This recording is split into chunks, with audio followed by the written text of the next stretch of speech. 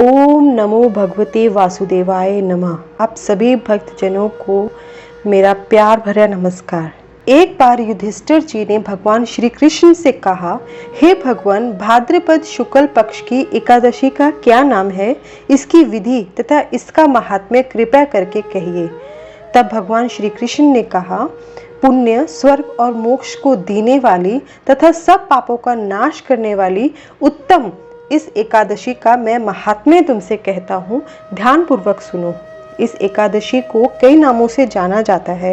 इसे पद्मा एकादशी के नाम से जाना जाता है। इसमें मेरे यानी भगवान विष्णु के वामन रूप की पूजा की जाती है, इसलिए इसे वामन एकादशी के नाम से भी जाना जाता है। इस एकादशी के दिन भगवान विष्णु सोए हुए करवट लेते हैं, इसलिए इसे परिवर्तनी एकादशी के नाम से भी जाना जाता है। इसे जयंती एकादशी के नाम से भी जाना जाता है। इसका व्रत करने से वाजपेय यज्ञ का फल मिलता है। पापियों के पाप नाश करने के लिए इससे बढ़कर कोई उपाय नहीं है। जो मनुष्य इस दिन एकादशी का व्रत रख के वामन रूप की पूजा करते हैं, उसके सारे पाप नष्ट हो जाते हैं और उसे मोक्ष की प्राप्ति होती है। जो कमल नयन भगवान का कमल से पूजन करते हैं, वे अवश्य ही भगवान को प्यारे होते हैं। इस दिन भगवान करवट लेते हैं, इसलिए इसको परिवर्तनी एकादशी के नाम से भी जाना जाता है। भगवान के वचन सुनकर युधिष्ठिर बोले कि हे भगवान, मुझे कृपया करके आप बताइए कि आप किस प्रकार सोते हैं और करवट लेते हैं तथा किस तरह राजा बलि को बांधा और वामन रूप रखकर क्या क्या लीलाएं की। आप मुझे इस व्रत की विधि भी बताइए। आपके शयन करने पर मनुष्य का क्या कर्तव्य है? आप कृपया करके मुझे विस्तार पूर्वक बताइए। श्री कृष्ण जी कहने लगे, हे राजन, अब आप सब पापों को नष्ट करने वाली इस कथा का श्रवण करें। त्रेता युग में बलि नामक एक दैत्य था। वह मेरा परम भक्त था। वह अनेक प्रकार से वेद सूक्तों से मेरा पूजन किया करता था और नित्य ही ब्राह्मणों का पूजन तथा यज्ञों का आयोजन करता था। लेकिन इंद्र से द्वेष के कारण उसने इंद्रलोक तथा सभी देवताओं को जीत लिया था। इस कारण सभी देवता एकत्र होकर सोच विचार करके भगवान के पास गए। बृहस्पति सहित इंद्र आदि देवता प्रभु के निकट जाकर नतमस्तक होकर भगवान की स्तुति करने लगे। अतः फलस्वरूप मैंने वामन रूप धारण करके 5वां अवतार लिया और फिर अत्यंत तेजस्वी रूप से राजा बलि के पास गया।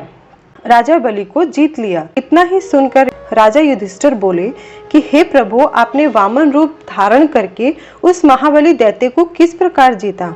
इस पर श्री कृष्ण जी कहने लगे, मैंने वामन रूपधारी ब्रह्मचारी का रूप धारण कर बलि से 3 पग भूमि की याचना करते हुए कहा, ये मुझको 3 लोक के समान है।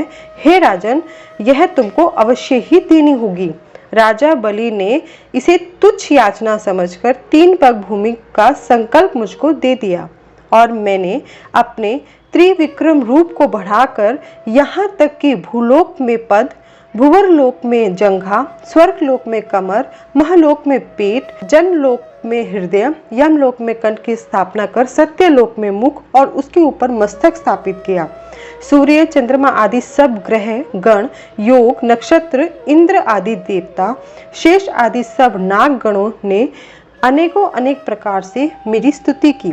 तब मैंने राजा बलि से कहा कि हे राजन, एक पद से पृथ्वी, दूसरे पद से स्वर्गलोक पूर्ण हो गए। अब मैं तीसरा पग कहाँ रखूं? तब राजा बलि ने अपना सिर झुका दिया और कहा, हे प्रभु, आप अपना तीसरा पग मेरे सिर पर रखिए। तब मैंने अपना पैर उसके मस्तक पर जैसे ही रखा, वह मेरा भक्त पाताल में चला गया।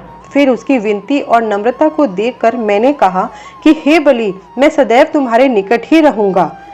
फिर बलि के कहने पर भाद्रपद शुक्ल एकादशी के दिन बलि के आश्रम पर मेरी मूर्ति स्थापना हुई। इसी प्रकार दूसरी क्षीर सागर में शेषनाग के षष्ठ पर हुई। हे राजन, इस एकादशी को भगवान शयन करते हुए करवट लेते हैं, इसलिए तीनों लोकों के स्वामी भगवान विष्णु का उस दिन पूजन करना चाहिए। इस दिन तांबा, चांदी, चावल, दही आदि का दान करना उचित माना गया है। रात्रि को जागरण करना भी उचित माना गया है। जो विधि पूर्वक इस एकादशी का व्रत करते हैं वे सब पापों से मुक्त होकर स्वर्ग में जाकर चंद्रमा के समान प्रकाशित होते हैं, यश पाते हैं। जो इस कथा को पढ़ते हैं, सुनते हैं, उन्हें हजारों अश्वमेध यज्ञ का फल प्राप्त होता है तथा उनके पापों का नाश होता है। ओम नमो भगवते वासुदेवाय नमः। ओम नमः शिवाय।